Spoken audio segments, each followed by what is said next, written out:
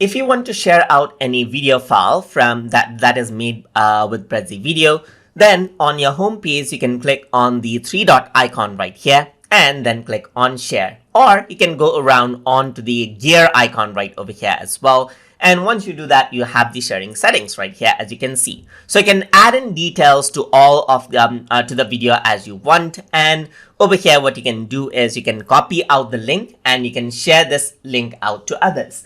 If you were to click on share to Google Classroom, then it'll redirect you to a Google Classroom as well. So once that is done, so I'm just going to go around and open up an incognito window right here.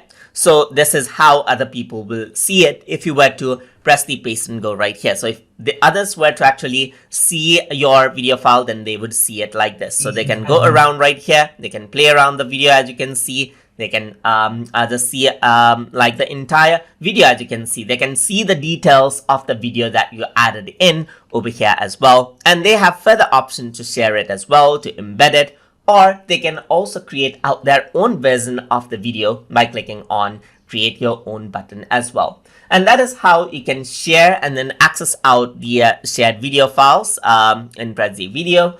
So hope you guys learned something as always. And as always, please like, comment, share, and subscribe.